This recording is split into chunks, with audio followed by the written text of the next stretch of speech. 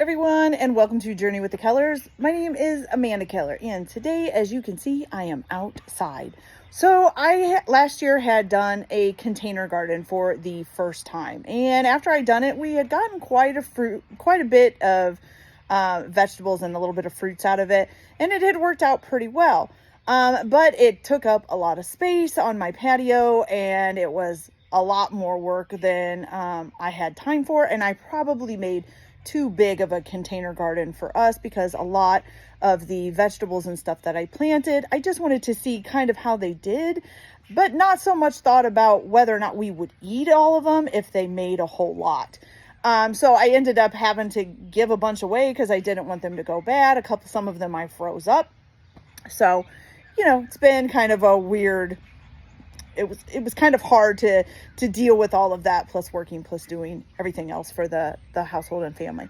So I did decide, so I thought at the end of last year that I was not going to do another container garden, but I decided I still had some of the containers left over from last year. They still had dirt in them, so they were still pretty much ready to go.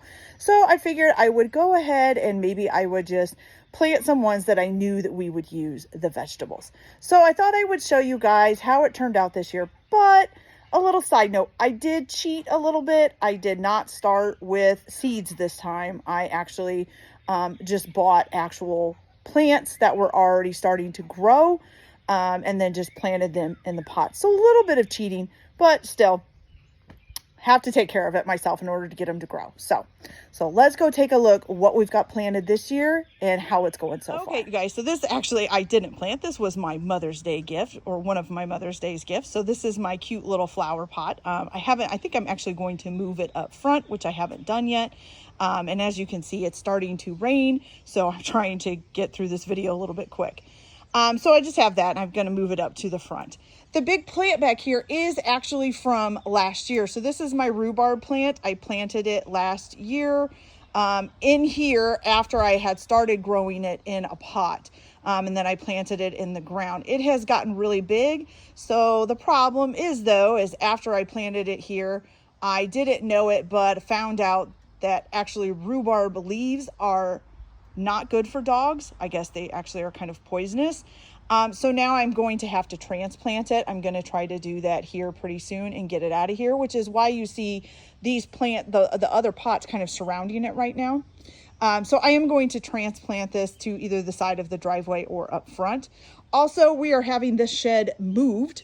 Somebody is coming next weekend to move it from here, going all the way across the yard here, past the rhubarb plant, probably over a little bit of the patio, in between that hill and the house, and then over into that corner where that wood fence meets the white. So if it's still here, it's going to get ran over. So I am going to be transplanting it pretty soon. So that's the rhubarb. It's doing really well. This is only its second year of being planted. Last year I couldn't pick any rhubarb off of it because we had to it was just getting kind of locked in there. I'm thinking because I'm going to have to transplant it, which I really hope it lives through. I'm thinking because I'm going to have to transplant it again this year, that most likely I'm probably not going to be able to get rhubarb for another 2 years or so. So your first year that you plant it, you're not supposed to pick any rhubarb off of it because the plant is getting established and getting its roots in there. The second year you can pick some rhubarb off, but you're still supposed to let the rest kind of stay. And then your third year you can do a full harvest. But like I said, since I'm transplanting it, probably not going to be able to do that. There are some wild strawberries down here too that I planted, I think like 2 years ago. They do come up every once in a while. We'll get a strawberry out of them, but they seem to just kind of vine out and leaf. So I don't know. I did plant some strawberries again in one of the pots. I wanted to put it in a pot and see how it did and see if we could get more strawberries out of it. This will probably just be a yearly plant now because, that's what they are. I have two different kinds of tomatoes. So there's this tomato here, which let me see what it calls these. These are the Husky Cherry Red tomatoes. And then these are the Big Beef tomatoes. So I have one of each of those in there, of course, with the tomato cages around them just to keep them going. Now, these are my potatoes, which I actually, you do kind of have to plant those as a seed. It's basically a potato.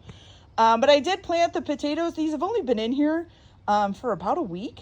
And when I first planted them, there was no plants. And now within a week, those have grown that much. So they're doing really well. This here is some cucumbers. Now we do like cucumbers in this family. I do like to make cucumber and onions combined together. Also, we like to just eat raw cucumbers dipped in ranch. So we do use cucumbers. So I thought I'd try those again. I did try those last year and I got quite a few. So that was nice. Let me go around the swing set pole here. This here is just some lettuce. Now, like I said, I bought these all as plants except for the potatoes. So these were already started. But in this past week, they started out as just these two little things. They're about down here and they've really spread out. So this is a gourmet salad mix of lettuce. So I think that's really cool. So we'll be able to just come out here and chop some off and make our own little salad if we want. Then we've got some broccoli. Now I am trying the broccoli again because I tried it last year and I never actually got any broccoli off of it because we kept getting a bug that tried to eat them. They kept eating all the leaves off. I do not spray anything on these. I don't use any pesticides. If they get bugs, hopefully they'll recover from it. If they don't, well, that's just nature for me. I don't like to put anything on my food. You know, I used organic dirt when I did these. I just did it. I don't want to put anything on them at all if I can help it. Okay, and the last thing is you might think this is pumpkins, but it's not. It's actually just squash, which I guess a pumpkin is squash, so kind of looks like a pumpkin. But when I bought this one, it was probably just this little midsection here, and it's already starting to branch out. So this one and the, what's the other one? This one here. So that and the cucumbers, which I forgot what it was called there for a minute. So the cucumbers and the squash, I am going to have to watch for them to be vining because they will, you know, kind of get tangled up in the other plants if I don't watch them. So I do come out and check every day. I'll spread them out. And of course, as soon as I move this rhubarb, I'll probably be just spreading them out along the patio here so that they're more up on the patio and not around this. Right now, they're just kind of protecting my dog, hopefully, from eating the root, although she doesn't really seem too interested in them, which is good, but we just want to be a little more safe. So hopefully I will get this transplanted and we'll be in good shape.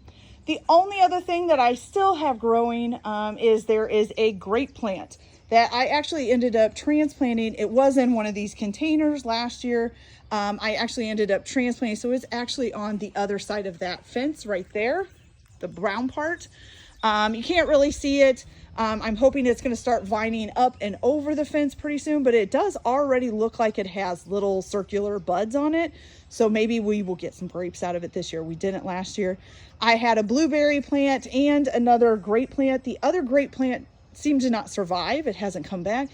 The blueberry plant looks like it's getting a new bud, but it unfortunately accidentally got mowed over. So it got chopped. So we're waiting to see if it's going to come back. It looks like there's something starting to grow, but we have to wait and see. So hopefully as those get going, hopefully if the blueberry plant doesn't start producing something in the next week or so, I will probably buy a new blueberry plant and just transplant it and just put a new one up there. And I may buy another grape plant to replace the one that died. Not quite sure yet, so we'll see. I know that one that's up there is probably going to get very big, but I'm not sure which kind of grape it was, whether it was white grapes or purple grapes or whatever. So black grapes, I don't know. So hopefully we'll get some grapes this year. And hopefully you'll be seeing them coming over the fence, because that's what I want them to do, is kind of wrap up around the fence, stay on the fence line. And, you know, there's like a vine thing, a trellis out there too for it to go up, but I hope it'll stay kind of attached to the fence and kind of cover the fence, make it look real pretty. Okay, you guys, so that is it for the container garden this year. I'm not going to plant anything else. Like I said, I'm just going to transplant this rhubarb plant. And then the rest of the plants will go up back on to the patio to help keep them in a more stable environment and hopefully kind of away from the bugs. Plus right now my husband can't mow because the plants are in the way. So hopefully I will get that done, transplanting the rhubarb today or tomorrow. So I will update you guys again next week and we'll see how everything is doing. So see you later. Bye.